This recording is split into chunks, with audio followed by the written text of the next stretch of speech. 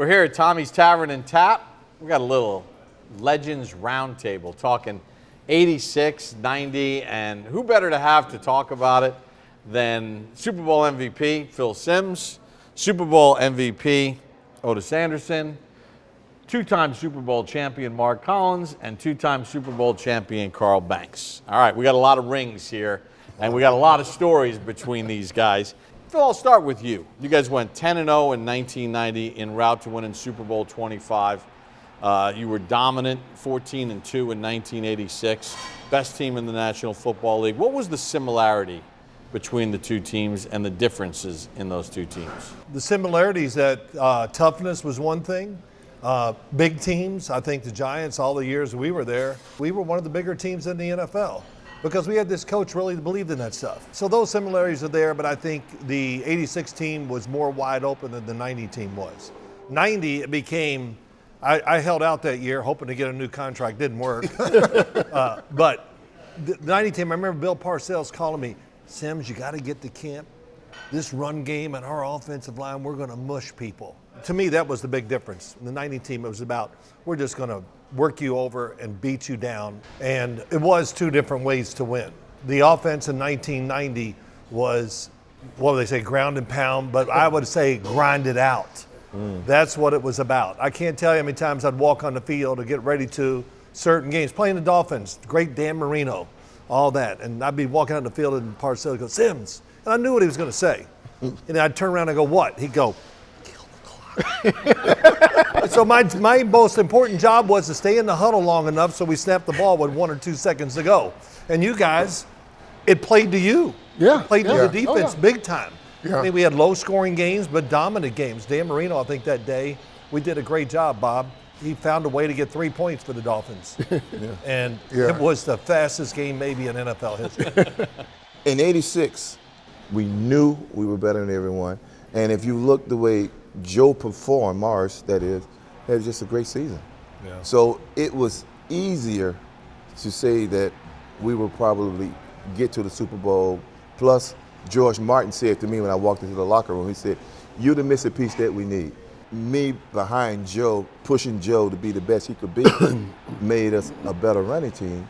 And then the versatility was me playing fullback as well as halfback, so you can have Joe and I both on the field at the same time. So that was the strategy. I think we were good because we made each other better. Yeah. And I thought that was kind of the hallmark of our 86 team. That's why we believed in each other and how we became so dominant. Mark, what was it like coming into this mix of, you're not going to a bad team, you're going to a team that's feeling championship? Yeah, I just wanted to come in and fit in. And I played a pretty big role on the 86 team. One thing about being a rookie, I'm a second-round pick. So expectations on me are pretty damn high. So I got to raise my game up to match that. You got to know what the hell you're doing because you're trying to impress the coaches. But more so what I was doing was trying to impress these guys. Because the coach is going to ask these guys, hey, what's this Collins? How's he looking? How's he looking? Phil's throwing the ball at me, I'm knocking the ball down, that kind of stuff. Hey, that guy can play. Once you win your rank and file over, the rest is easy. You just got to go out there and play. Collins takes it at the 2. The 15, he's got room. Collins to the 30. Collins at the 40. Collins may go all the way. They're chasing it from behind the 30. Collins to the 20.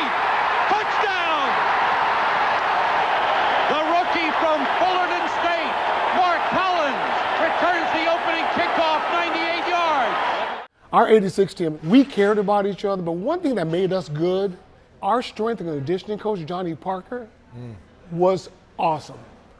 We were physically stronger than a lot of teams. Our 86 team we were expected to win. Our 1990 team, we were not expected to be that good, but damn, we were good. Yeah. We were really, really good. We started 10-0 that year. Yeah. And no one mentioned, we didn't even mention It was a 10-0, and every week it was they won, but they won, but they won, Marcel but. made sure we knew that, too. Yeah. He kept saying, stop reading the clippings. You ain't good as you think you are. Yeah. He always said that to us. It doesn't sound like Bill. What I remember, Banksy, we drafted Rodney. You remember? Yep. After 89, I'm like you, Sam. I just go over 1,000 yards, right? I'm feeling myself. I'm thinking, I'm about to get paid now. And I try to hold out like you do a training camp. So I held out 2 days, right? Bill Parcells called Maurice. He said, "You have OJ's number?" Maurice said, "Yeah, Coach." He said, "You tell him if he ain't here by Sunday, don't even come." Right? So Maurice calls me up. He said, "I don't know how you want to take this, but just talk to Bill." I said, "Yeah, man, are they going to pay me?" He said, "No, Bill told me if you ain't here by Sunday, don't come." Well, you know, Bob, Sunday morning, I was there for weigh-in and never got paid.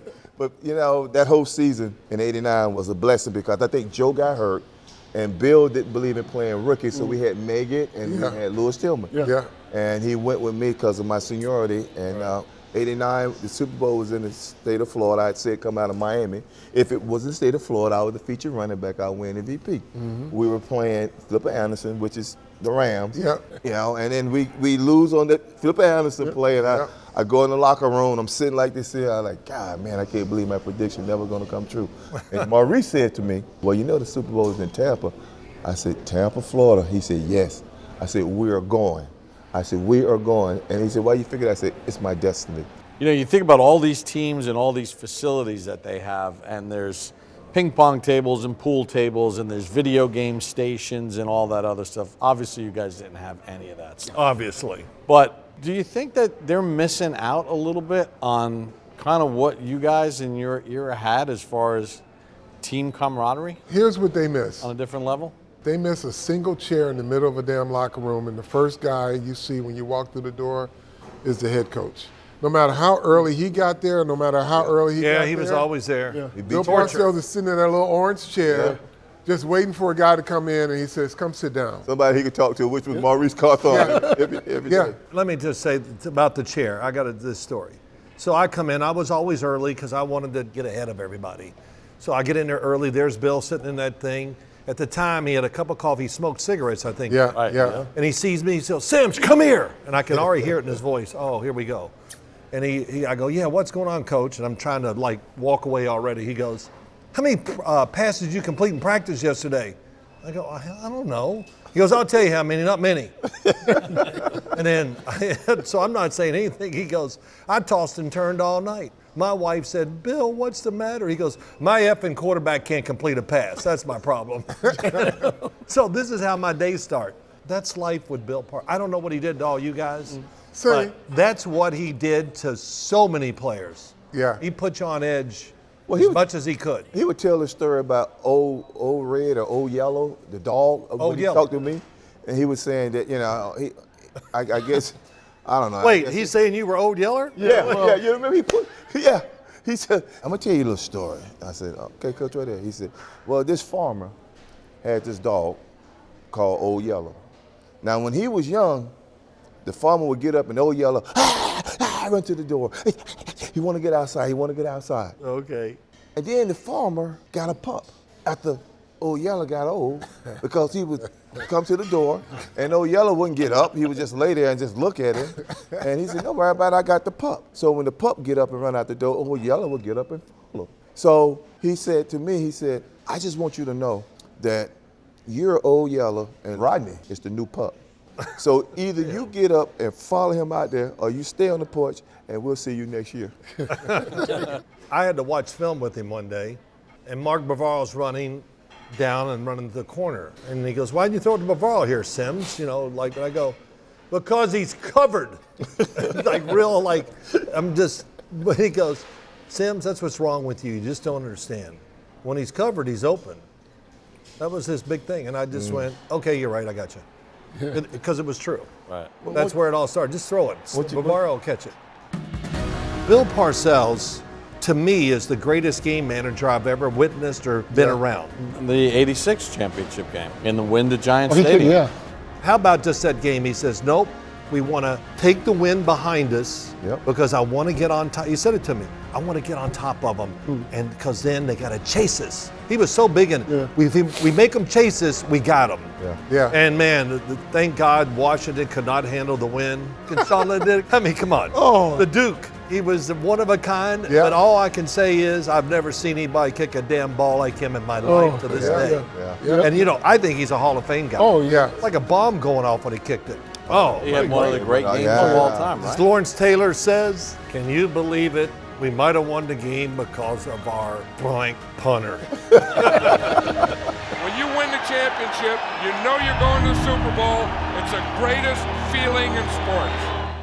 Why don't you tell the story in Indy with the halftime, the tip ball? And I think we were up. I was we were up, yeah, it was up. 19 to nothing or Yeah. 20 to nothing Right. because Indy was the great team that was upsetting people on Monday nights in the Dome. Yep. So that's all we heard all week long. Do you remember him And doing Eric all Dickerson, that? and Eric Yep. Dickerson was there. Yeah, Yeah, just yeah, all oh, yeah. this team and Yeah. whatever. So we're killing them. And I throw a pass in the right flat. Maurice Carthon is wide open. And Maurice, as I've said, instead of being right here, I threw it right there because the ball was tipped and Maurice kicked it up in the air. And it almost intercepted. And then I walked down and Parcells says, come on, Sims, you got to hit that. And I go, yeah, the ball was tipped. He goes, don't be making excuses. I'm not making no damn excuses. It's a fact. Whatever. We blow up. We curse Yep, at each yep, other. yep. We say a lot of things, all that. But after the game, getting on the plane, mostly linemen, they would come up and go, how did it feel? Did it feel great? I wish I could do that. Yeah, everybody, yeah. And all of a sudden, which I was very embarrassed about the whole thing, I became a folk hero for a little bit. I was surprised. That's the first time I saw anybody say anything back to Parcells. I mean, Parcells would say things, and you would mumble on your voice, but you He would not loved say it. anything. Yeah. We did it one time, and he kind of pulled back and goes, ooh, Sims is mad at me. You wanna hit me? And he says, do you want to hit me? And I go, man, something is wrong with you. Bates, you remember when LT and him got into it, and LT, they stopped talking for a couple of days? You remember that? Yeah. So because they were so tight, Yeah. Oh, yes. Father and son. Father and son. Father and son, yeah. and it was so dramatic, the fact that they weren't buddy-buddy. You come out to practice and it's, somebody's joking on somebody, but Lawrence made a concerted effort to stay away from Bill, didn't want to talk to him, and you could just see Bill, because he's wearing these little tight sweatpants. Yeah. Walk around and his feet go like this, right? And he just Tuna fins. And he tuna fins. And he's walking and he stops and he just folds his arms and he just looks at Lawrence and Lawrence just, mumbles something under his breath. And it was the best breakup ever. It was soap opera level breakup for, what was it, a couple days anyway? Couple of days. Oh, yeah. Some of these guys got to get their head out of their ass around here. All right, so Phil, obviously Super Bowl MVP. Well, not obviously, this guy over there. No, it was obvious. As I watched the Super Bowl one day, it was about 5 years ago. One of my grandchildren, I said, well, I'll watch it with you. We watch. And he goes, Carl Banks is really good. And I go, is that what you took out of that? And then when I saw the game, I went, damn. Carl had an unbelievable game. Yeah. That one of the greatest games a defensive player's ever had in the Super Bowl. I think over the long run, Carl Banks is going to be the best player in this Giant defense. I think he's going to be there for a long time. I mean, he can do it all. I mean, he can cover, he can run, he can tackle, he can do everything. The Super Bowl, the MVP, everybody makes a big deal of it. It's just not right because I know the quarterback has an extreme advantage over everybody else, but they got to start giving an MVP to the defensive player. I think that's fair. And I think it would be great for the Or game. adding a defensive MVP of the game. Yeah. That's what I mean, yeah. I want an MVP of the game. Yeah. Besides the offense, make one on each side. Right. But other than the Super Bowl where you won the MVP, is there one game that when you think back is just like a Phil Simms favorite game? Oh, yeah, it's Minnesota. That turned my life Oh, my around. God. Just that game. Yeah. And for many reasons why I like it. We won. It started a run where we just ran the rest out the whole year. We played some close games, but I never felt like they were close even then. But I think it just gave me confidence. And the fact that we found a way to win there, what it did, it opened up our offense. And we played much better for the rest of the year and in the playoffs. One thing I always wanted to know from you, Phil, was you notice the MVPs, they're always awarded a car. What kind of car did they give you? A Subaru. You see his face? The bad thing is, I was fortunate enough to win the MVP of the Pro Bowl, and the game was over. I said, what kind of car do I get? And they go, oh, there's no car. And then the following year, they give away Cadillac Escalades. So I'm not saying bad things about bitter. Subaru, but it took me a minute to get in it. I'm like, oh, damn, I can't. They're not really big cars. All right, so for you, what about, other than winning 2 Super Bowls, is there like one game that you're like, man, I was just like so in the zone? That was a bunch of games, but I'm gonna bring this one up because I thought it was a classic of how we worked on defense. So we're playing Dallas, and Carl is known to jam the tight end before he gets upfield. This particular play, because Lawrence always rushing. He's on always. Right. They took the tight end from our left side, defensive left, Yeah. over to the right. And I'm going, oh, because I know what he's going to do. He's going to go. But Dallas didn't know that. Oh, Danny White. Yeah. Yeah. So I'm going, holy, it's about to happen. And you can see Carl lower his shoulder. Wham! White back on blitz is coming and the ball is loose. And the Giants have it. White was hammered. All I knew is Tony Dorsett was back there. He's either going to step into the line or he's going to get me. I'm going to go 100 miles an hour. It was beautiful. Oh, my Because God. he broke his wrist. And I went, oh, it was a fumble. Well, Carl Banks is coming right in his face. He hits him square.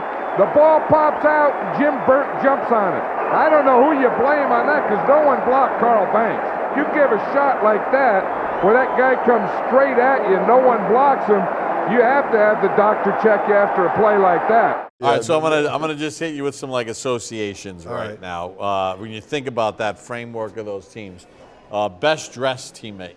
Wow. Phil Simms. Oh, no. Otis Anderson. Maurice Carthon. Maurice Simms Carthon or- would wear all these new things, and he'd talk about going to the club the night before or something. And I'd said, well, did y'all dance and have a good time? He goes, man, I will go sweat this thing up. Maurice loved his clothes. I came from St. Louis dressing pretty good, and I even hit Sims up to the place, Honore's, to go Yeah, get he did. clothes. Yeah. Honore and Papio. Honore, Papio, yeah. Yeah. Otis yeah. was head to toe. Yeah. And the guy who had the best ties ever was Phil, and he used to keep it a secret until I'm in the mall and I see him walking I out don't know. a Papillon. Papillon. Papio was another, And yeah. Phil was always dressed to impress, and then Otis, and then it was the rest of us. Funniest teammate. Well, the one the funniest teammate, probably Mark was always up there. MC number one. But Lawrence was funny in his own way. Yeah. Because, I mean, one day I went to get a pair of shoes out of his locker that were mine, and I went and I found a gold encrusted diamond watch at Yeah. the bottom of it. So I let a couple days pass, and then finally said, Lawrence, I remember you used to wear that watch. I loved it. What happened? He goes, yeah, I don't know where that watch went. So how about a most underrated teammate? I mean, you played with a lot of great players, but maybe someone that isn't remembered as much, but were part of the great teams, but played an important role for you guys. I would say Big Dog, William Roberts. Roberts. Yeah. Big Dog. Big Dog was another jokester, right? Yeah, Right, oh yeah, MC? yeah. But William would always come in with something every day, either something from Miami, music-wise. For me, it would be Maurice Carthon. Oh, yeah. Okay. I thought most valuable teammate Yeah, across the board was Maurice. yeah. Yeah. Because he would get you ready for a game, but he'll get your special teams guys ready for a game. And if the special teams guy's not doing it, he'll go in and do it, right? And I just think for what he meant to our team as a teammate was incredible, because you take the best guy, and it didn't take much, because that's probably why him and Bill were so tight. Always, every If morning. you had a guy Yeah. that needed to be taken care of in pass protection, Right. or in your run scheme, Yeah, run scheme. don't worry about it. Mo would figure out how to get the guy on the ground, and it would be violent. Yeah. Yeah. I would say my guy would probably be Perry Williams. P-Rock. Perry, me and Perry were left-right corners for 7 years. Probably the longest tenure of any Giant corner duo. Oh, Yeah. 7 years, long time. even nowadays. Yeah. So I mean, and Perry never gets the credit, because I play left corner. That's like playing third base for the Yankees, or goalie for the Rangers. That's the hot corner, and that's where all you get the blame right goes. side. And Perry played the opposite. So he's a guy who doesn't get enough credit. And that's a guy I can always rely on. And he was the guy that you took somebody else's fastest guy and said, Perry. Yeah, that's right. You know, Perry, you know he was a world-class sprinter. Yeah. Perry's like, well, I was too. Yeah, he's a good dude. For me, it was all my linemen. Okay. Bart Oates was great. Brad Benson, you know, what were they called? Do you remember what Parcells? Suburbanites. Suburbanites. Yeah. Perfect. And you know what? It was. I mean, oh, wait. Come on. Chris, my right guard. Chris Godfrey. Chris Godfrey. Well, his name was Tunnel. And because if here's where you're supposed to line up or whatever, it had to be perfect. If here's the guy in front of me, I got to block him. But if he was moved 1 inch, well, he's not quite in front of me, coach. What do I do? That's how I got the name Tunnel. Tunnel vision. Tunnel vision. All right, so we're going to do a little thing here called blind rankings. 1 is the best. 5 is the 5th best. Okay. There's no bad when we're going 1 to 5 from 1986. All right. Burt hit on Montana, Giant Stadium. Where do you put that? Well, let's play it. I would say I'll go 3. Okay. Bill Montana weighed 175 pounds that game. Goes wildly, intercepted. There goes Taylor down to the 20. 10, touchdown. LT, way to go. We good with 3? Give us a little leeway both sides. 3. All right. Flea Flicker versus Denver. 5. McConkey comes in motion to the right-hand side. Pitch. Morris turns around back to Sims on the flea flicker. Sims is looking way downfield. He's got a receiver. Complete. Down to the 10. 5. Touchdown, I believe. After they mark it at the 1. Bill McConkey to the 1-yard line. When they complete that, it's over. Yeah, we're kicking their ass anyway. Okay. 5. George Martin interception against the Broncos. Wow. That's kind of up there. That's got to be a 2. I'm going to say 2. That's got to be 2. Motion toward the middle by Vance Johnson. Elway is looking for a target. Goes out to the right side. Intercepted. George Martin. 30. 45. At the 45, Elway takes it and breaks the tackle. 40. 35. 30 for Martin. Martin to the 20. Martin to the 10. He's in. What a run. So we have that as number 2. Right. Number 3 is Burt's hit on Montana. Number 5 is the flea flicker against Denver. Right. Start of the third quarter, down 17-0. San Francisco, Monday Night Football, Bavaro. Yeah. God damn. You know what? That's almost a historic play that I still see it today all the time during NFL coverage or whatever. They show that, I'm going to say 1. That's that's a motivational thing right there. That was, Wasn't that great? Oh, that was all. I run with 1. Yeah. Complete to Bavaro, down to the 35, still on his feet to the 30, down to the 25, down to the 20. He's got 4 men on his back and gets down to the 17. Yeah, Because of who he was dragging and running. Oh, yeah. And we saw it on the defensive side. Like, we saw it. Yeah. Yeah, he saw was it. dragging running a lot like he was That was a rag impressive. doll. That was very impressive. A great running lot. This is classic and vintage Bavaro. This is what he does the best. He is just one tough cookie. He just carries 49ers all the way inside the 20, carried them for 10 yards to get the first down and set up a possible Giant score. So that means number 4 is 4th and 17? 4th and 17, 2 receivers left. Sims drops back to the 40. Sims throws. Completed, he's in. Yes, at the 30-yard line. First down. What a catch by Johnson. I mean, listen, it was a routine throw for Phil. It wasn't like Tell it again, Bakeson. So let's go to 1990, since all 4 of you are 2-time Super Bowl champions. We're going to play the same game, blind rankings. Sims and Lott square off Monday Night Football, San Francisco after the 7th That loss. was good. That's a 5. What did you say? I don't know. It was. No, he looked at me on the sideline, kept looking. I said, what the hell are you looking at me for? And so we started. I was like, So what was he, Yeah, it's number throwing 5. some shade your way? I'll tell you why. Yeah. It was Jim Burt.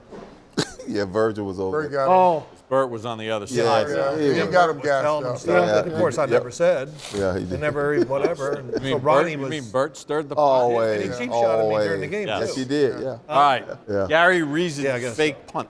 Fake Oh. punt in San Francisco in the NFC You're Championship. is this 4? Fake punt, and it's going to work. It's Reasons. Reasons streaking down to inside the 25. First down and much, much more. That's the call they needed. That's the play they needed. They needed something to get him out of this. That's a or 3. four? I would say 3. I would say 3. Okay, go 3. I'm going to go 3. That's a 3. The fake punt's going down as number 3. 3? say You number got 3. 3? Okay. Yeah. Yeah, that's 3. Yeah. All right, keeping that game. Eric Howard forcing the fumble of Roger Craig. Hit behind the line of scrimmage, and the Giants have the ball. Lawrence Taylor out of the pack with the ball. And you knew that the Giants were going for it, and that's what Bill Parcells is saying. Yep, we need it. I would Set say up to 2. Matt Barr. That's a 2. Yeah, that gave us that field goal. That was it. almost That was a game winner. Could Yeah. they run the clock out at the time? Couldn't Yeah, they? they could Much, yeah. Yeah. Could have. Okay, Leonard Marshall sack on Montana Oh in my that game. gosh. But chased out, finally hit from behind. The ball's loose. And he really took a shot in that back. Leonard Marshall coming from the backside. Boy, that is a real shot. I thought he broke his back.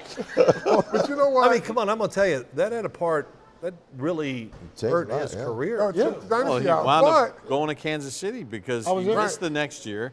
Young became Young- the starter. yeah. Right. Yeah. And the rest- But the effort that Leonard gave on that play kind of symbolized the type of team we were. Yeah. Because he literally had to get off the ground twice. Yeah. That was kind of the spirit of what our defense was like, though. All right, so that puts at number 4, Mark Ingram, 3rd and 13. Oh, all the, yeah. One of the most catching it. incredible Yeah. efforts. He's got Ingram for maybe a first down. He'll try to the 20. Yes, he's got it. What effort. What effort. This is a lot of fun talking about that era. So I have one last question for all of you. That Parcells little speech he gave to you after the game, after Super Bowl 21. The rest of your life, man, nobody can ever tell you that you couldn't do it, because you did it. As time has gone on, what does that messaging now mean to you? Well, it was right, and I think winning the Super Bowl, it's something that can, like you say, you can never take it away. And I just thank God that we did. I was part of 2 Super Bowl winning teams. Yeah. We can have conversations about what a dynasty we could have been, but I don't know what it's like to lose. Yeah. Good point. Oh, absolutely. Listen, I played from 4 teams. I went to 3 Super Bowls. I lost one in Green Bay. It was with the Packers. But hey, listen, with these guys, this is family to me. And winning 2 Super Bowls on my license plates, it says 2-time champ. Does it really? Yeah. It says 2-time champ. I'm damn proud of what I've done. Yeah. And these guys here that I won the championship with, I love these guys. What about for you as time has gone on? You know, it's kind of what everybody's saying. It's to be in 2 Super Bowls and win both Super Bowls and having a chance to score in both Super Bowls, you know. Well, you know, OJ, I can still, your play gets you running out there and giving them No, the old never. forearm. Yeah. I mean, that thing is, that's the first play that almost comes up besides the kick. Yeah. Yeah. Yeah, well, by far, you know, just having that. Well, we want to thank Tommy's Tavern and Tap. Yeah, We're gonna Tommy. raise the good. basket. Tommy. You know what we're going to do next year, boys? What? Yeah. We're going to celebrate the 40th. There we go. Oh, wow. Ah, I love it. wow. I love it. I Oh. love it. 40. Yeah. More Get story- him. Yeah. More stories to come. Here, here. And we got them.